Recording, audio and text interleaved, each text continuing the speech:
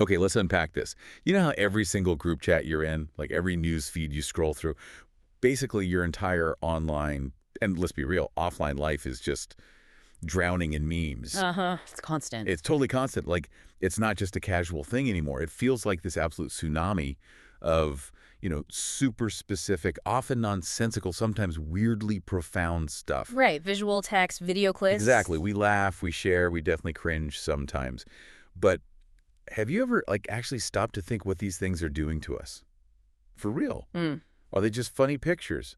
Just a harmless way to kill time between, I don't know, adulting? Or is there something more going on? Yeah. Is there something deeper, something, I don't know, kind of insidious about them? Like, are they low-key running our lives? Because, honestly, sometimes it feels like they are. It's a fair question. So today we're just diving deep into the weird, wild, and frankly, a little terrifying world of memes. Specifically, how our source describes them, get this, as cultural nukes disguised as jokes. Wow. Yeah. Psychological warfare with SpongeBob fonts. That's quite a description. SpongeBob fonts. Right. So this isn't just haha meme funny, We're taking a serious look at their genuine, undeniable, and maybe a little bit chaotic impact on, well, everything. Okay.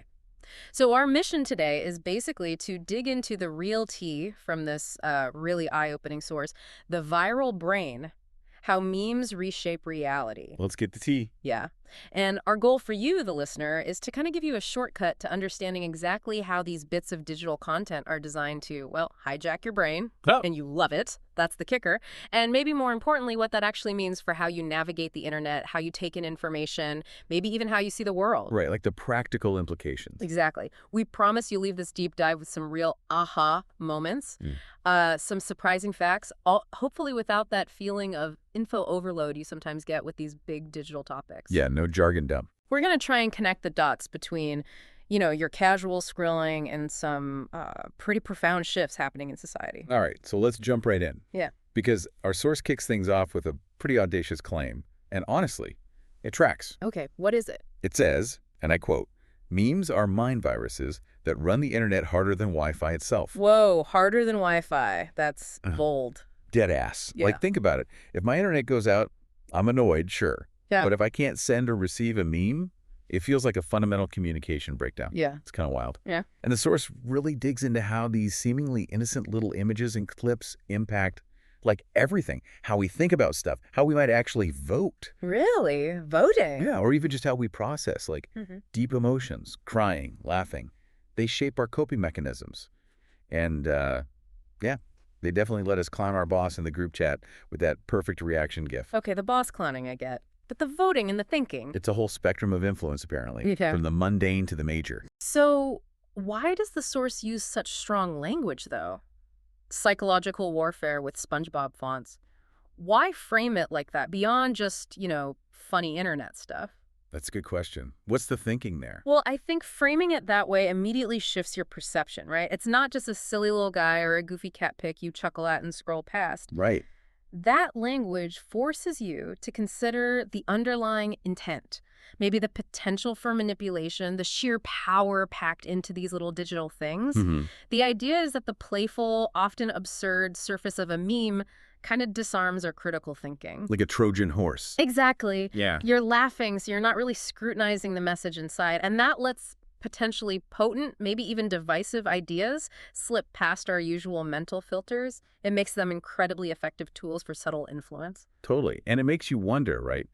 How many memes have you seen today, even just this week, that maybe in retrospect kind of subtly shifted how you felt about something? Or even just your mood? Oh, for sure. You see a meme about, I don't know, the existential dread of adulting, and suddenly your own worries feel validated or maybe minimized.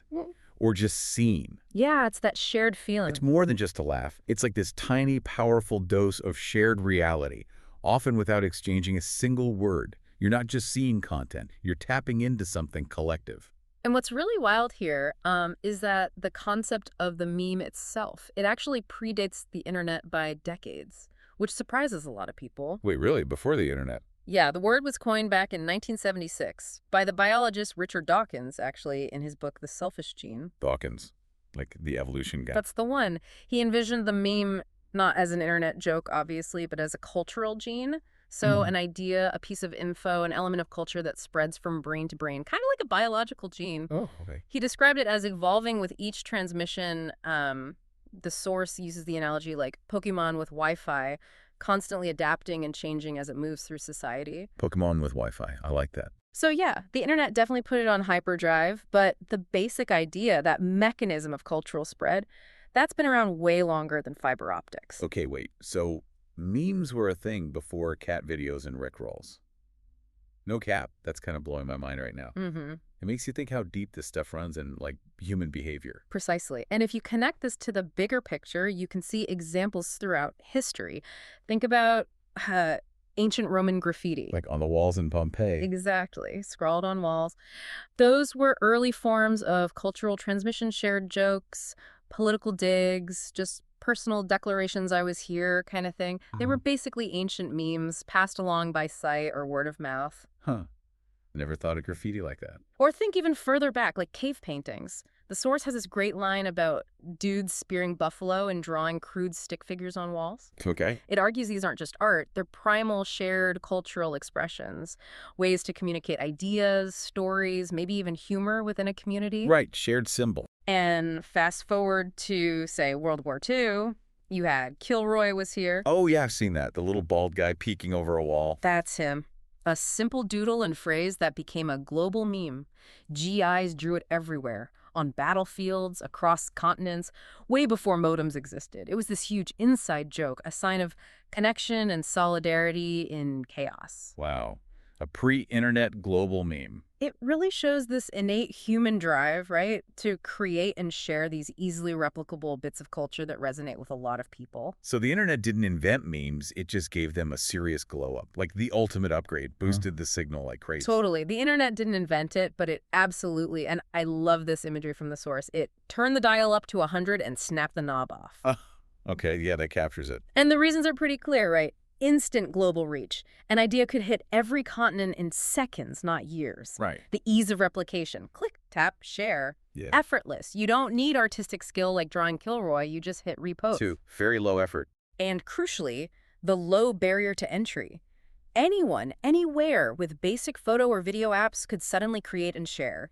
That combination just created the perfect storm for memes to become this dominant force of cultural exchange we see today, constantly evolving, spreading like wildfire. Okay, so if memes have kind of always been with us in some form, when did they go full Super Saiyan? You know, when did they start genuinely messing with reality? Right, the inflection point. Our source points to the early 2010s as this era of pixels and chaos, where memes really started showing their power. Like, remember Harlem Shake? Oh God, yes. 2013, unavoidable. It was everywhere. Schools, offices, news crews were doing it.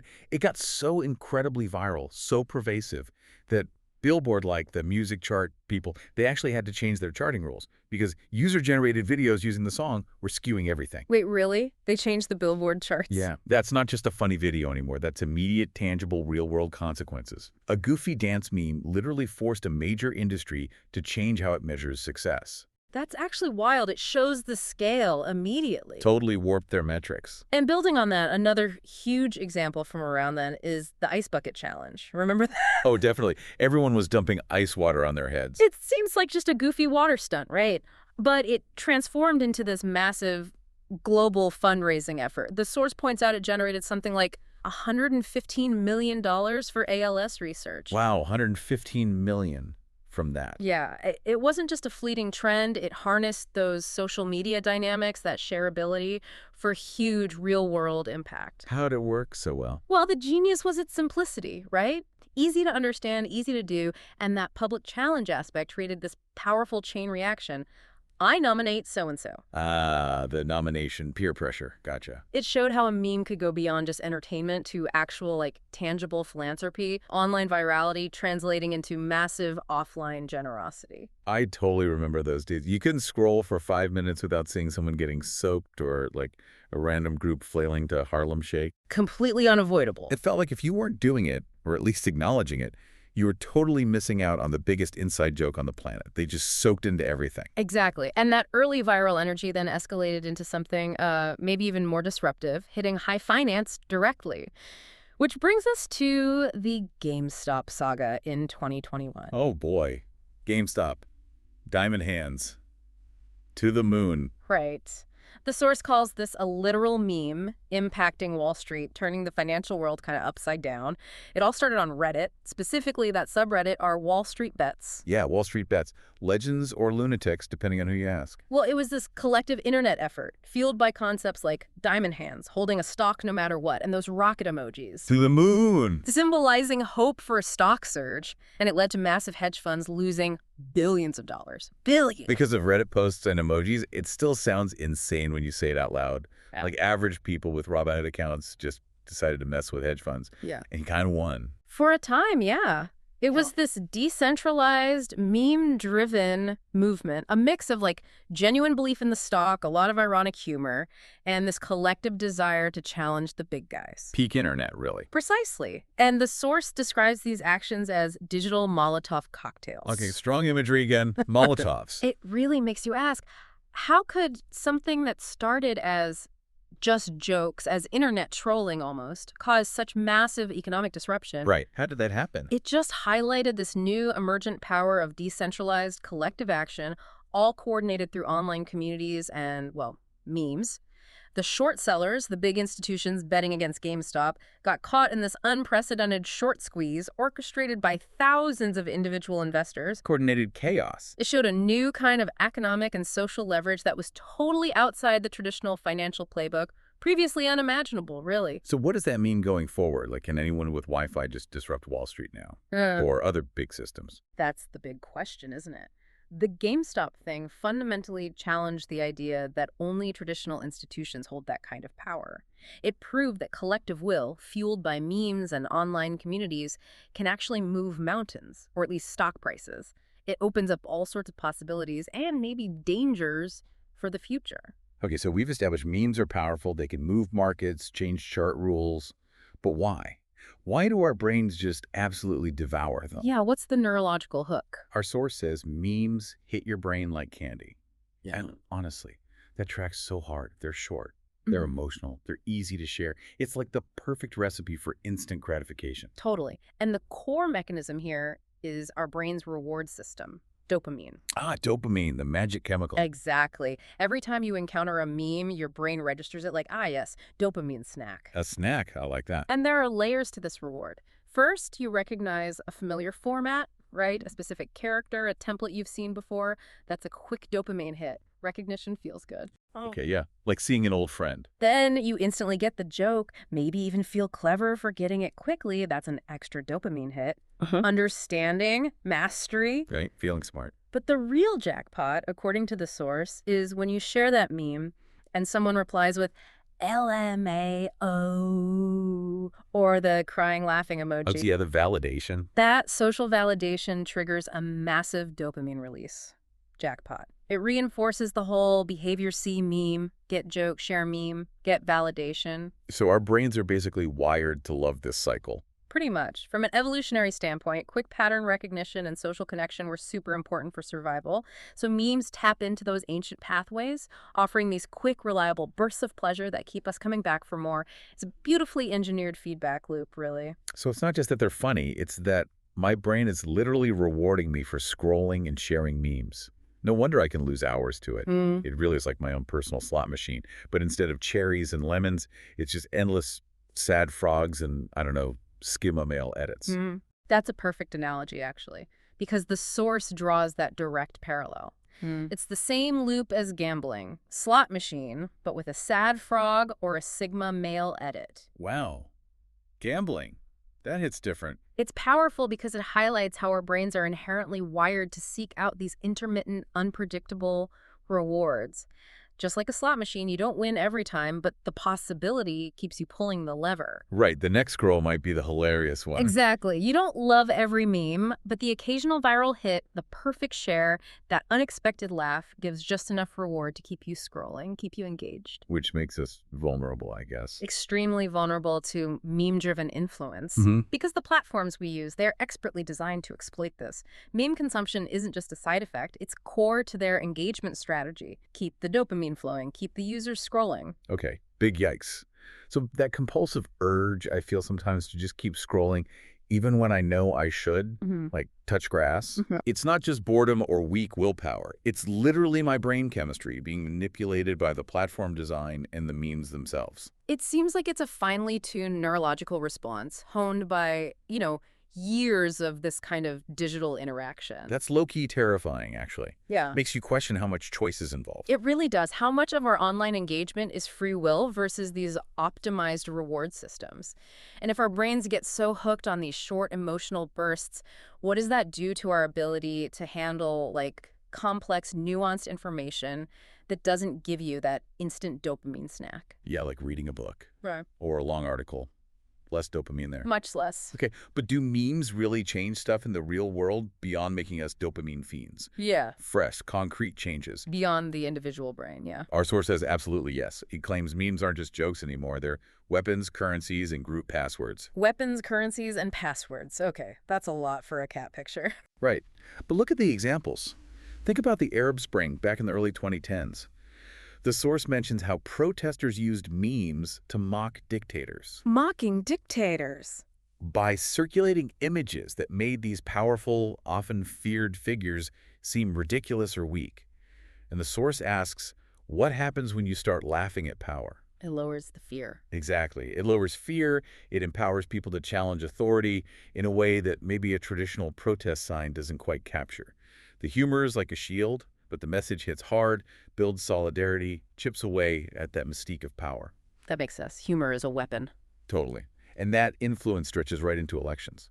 The source highlights figures like Duterte in the Philippines and Bolsonaro in Brazil. Okay, controversial figures. Right. And it says they essentially rode meme trains to election wins. Their campaigns were super effective at leveraging the organic, shareable nature of memes to spread their messages, build this powerful online presence, often really connecting with younger digital native voters. So memes replaced campaign slogans, almost. Kind of. They allow them to communicate complex stances or maybe just a general vibe in this really digestible, shareable format that just resonated. Wow. Okay. And then there's the even more insidious example of Ferdinand Bongbong Marcos Jr., also in the Philippines. What did he do? According to the source, his campaign used nostalgic meme edits to scrub history squeaky clean. Scrub history clean, like historical revisionism via meme. Exactly. It wasn't just about winning. It was about actively changing how people perceive the past, making a really problematic family history seem palatable, maybe even cool or desirable, to a new generation through these slick, nostalgic meme formats. That's deeply concerning, blurring history and entertainment. It really is. It shows this profound, subtle use of memes for managing perception and rewriting narratives. So politicians aren't just running ads, they're building movements on relatable images and inside jokes? Pretty much. It's a whole new playbook. Less about policy details, more about hitting that shared emotional note or inside joke. Like, who needs a dense manifesto when you've got a viral TikTok sound that captures your whole platform's vibe? And it goes beyond politics too, right? Into just everyday information. Oh, yeah. Think about COVID. The source drops this line. You probably learned about masks from a meme before the news. Did I? Maybe. Think about the early days of the pandemic. Official channels were maybe slow or confusing, but simplified, easy-to-digest memes were flying around communicating crucial public health messages or, let's be honest, misinformation with insane speed. Right, memes are faster than press conferences. Way faster. And if a viral meme can teach you or misteach you about masks faster than the CDC or the evening news, that points to a massive shift in who we trust for information. Kind of erodes the authority of those traditional institutions. Definitely changes the information landscape. And then there's the absolutely surreal story of Dogecoin. Yes, Doge. Wow. Much coin. So crypto. The Shiba Inu. This cryptocurrency was famously, explicitly made as a joke, like a total piss take on serious crypto. Yeah, I remember that. It was meant to be silly. Yet the source just hammers this home. Now it's been worth billions, B-I-L-I-O-N-S, Oh, because of the Shiba Inu. Billions with a B. For a joke coin based on a dog meme. My brain still struggles with that. It's absolutely bananas. I remember those Doge memes popping up like, wow, it's such currency, and now it's actual serious money influencing markets. It breaks my brain. It really pushes the boundaries of traditional economics, doesn't it? And this connects to that bigger idea the source keeps circling back to. Memes aren't side quests. they're the main story now. The main quest. Love that. These examples, protest, health info, global finance, they all show this profound erosion of traditional authorities. News outlets, banks, political parties are all competing for attention against these decentralized, often chaotic, meme-driven narratives. So it raises the question. Exactly. Are we entering an era where verifiable facts, carefully reported, actually matter less than a really well-crafted, emotionally sticky meme? Oh, God. I hope not. What does that mean for the future of news, finance, politics, if the most viral thing, regardless of truth, can sway opinions and markets?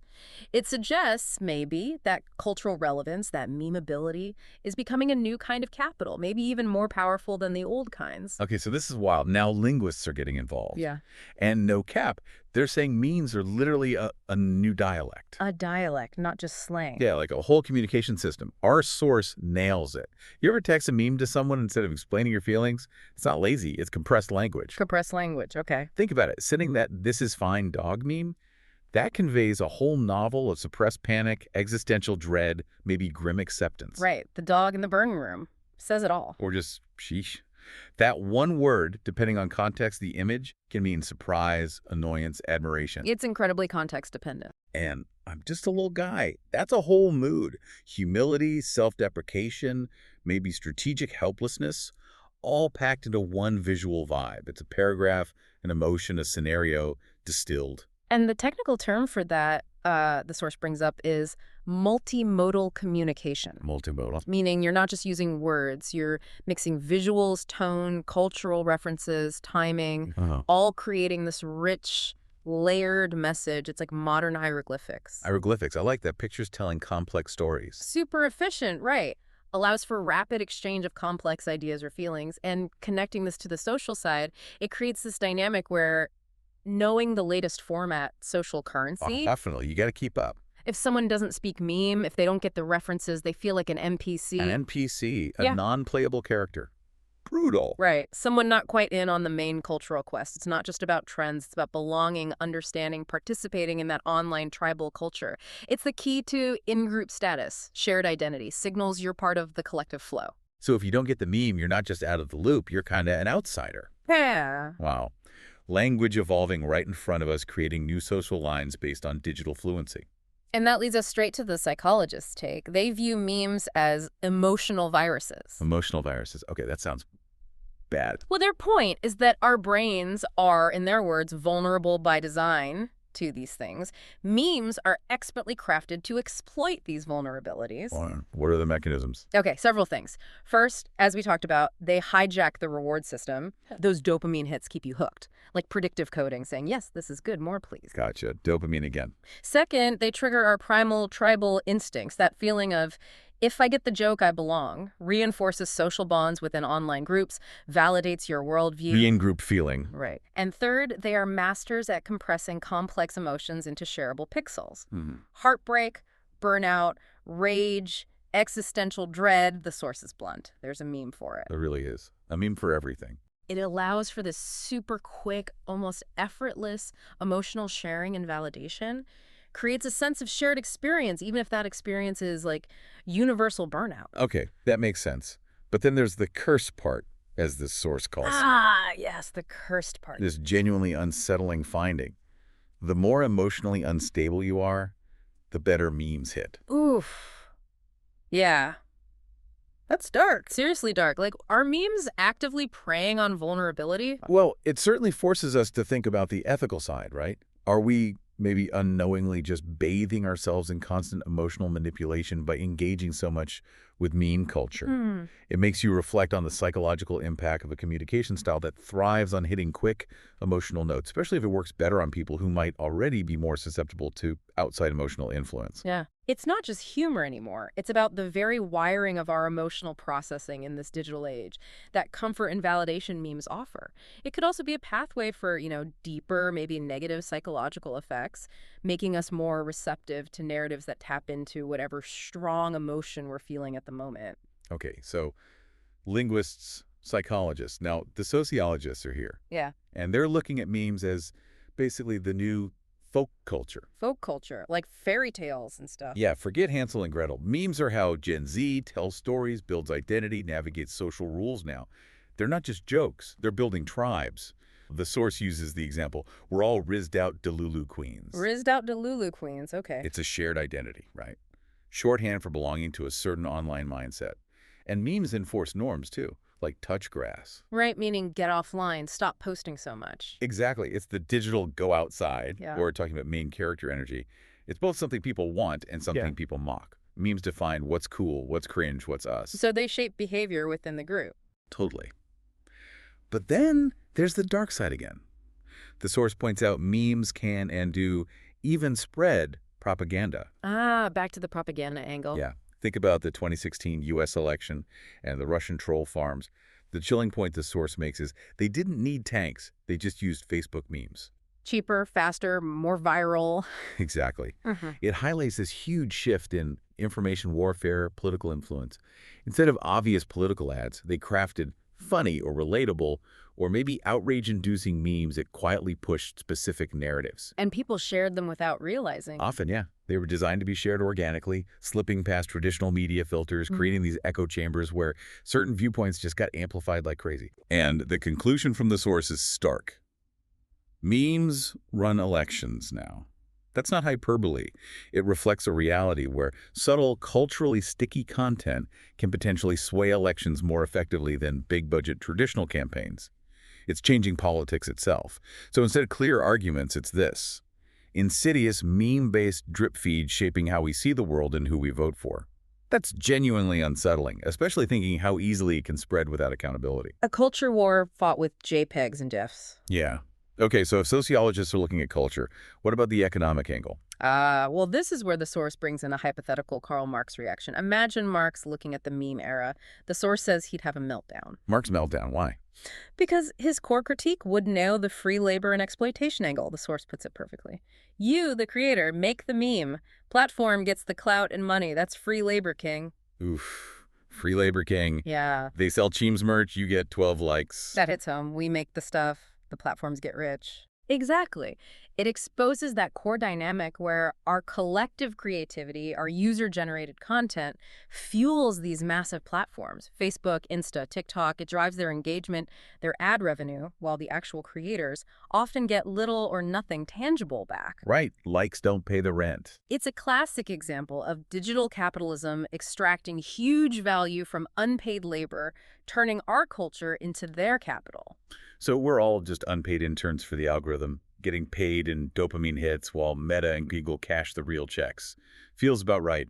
It's like work, but fun, so we don't notice we're working. Pretty much sums it up, and capitalism loves memes for this reason. They drive ironic products, fast trends, viral drops. Oh yeah, brands jumping on meme trends 5 minutes after they peak. Exactly. Memes offer this endless stream of cultural relevance that brands can quickly try to monetize through merch, ads, rapid product cycles, trying to capture that viral magic. But can memes fight back? Like, can we use them against the system? Well, that's the interesting counterbalance the source brings up, but also meme stocks and crypto pumps are proof that people can use memes to punch back. GameStop again. Sticking it to the man. Kinda. Yeah. Even if, as the source wryly notes, it's sometimes in the face, sometimes in their own face, but still. True. Sometimes it backfires spectacularly. It highlights that dual nature, right? Yeah. Memes can be tools for exploitation by capital, but they also hold this potential for collective action, for disruption, letting decentralized groups challenge big financial and power structures, even if the results are messy or unpredictable. So they're both part of the machine and a potential wrench in the work. Exactly. Which forces us to think about the future of labor, creative rights, online activism. All these lines are getting super blurry in this meme-driven economy where we're all consumers, creators, and sometimes activists all at once. Hashtag tag outro. Wow. Okay. So we've really gone on a trip here. From like silly cat pics to actual cultural nukes and psychological warfare. It's quite the spectrum. It feels clear now that memes aren't just content we scroll past. They're active things. Right. Mental shortcuts, emotional venting machines, and yeah, honestly, culture's main character right now. They're at the center of so much. It's all connected. Your slang probably started as a meme. Mm-hmm. How you get your news. Increasingly filtered through memes or even broken by memes first. Yeah. Your coping mechanism for just Gestures broadly, all this. Definitely memes. Totally memes. We don't just see memes anymore. We actually think in memes now, right? We Uh, perceive the world, communicate through their specific logic, their shorthand, They've become deeply embedded in how we process things. shaping how we understand reality itself. And that brings us perfectly to the source's final, kind of unsettling thought, which really wraps it all up. So yeah, the memes aren't just funny. They're literally reshaping how humans exist. Literally reshaping how humans exist. That's huge. And the scariest part, you kind of love it. Oof. Yeah, we do kind of love it, don't we? Even the curse parts. And that's the invitation, really, for you, the listener, to maybe observe your own meme-pilled existence, as the source might put it. How meme-pilled am I? Good question. How much of your reality, your feelings, your understanding of stuff is now filtered through and actively shaped by meme logic? As this digital folk culture keeps evolving at warp speed, what other changes are coming for how we think, communicate, even feel? Yeah, what's next? And what does it mean for our future if the biggest shifts are happening not through grand speeches or institutions, but through, like, ironic SpongeBob images and shared inside jokes online? It's something to think about.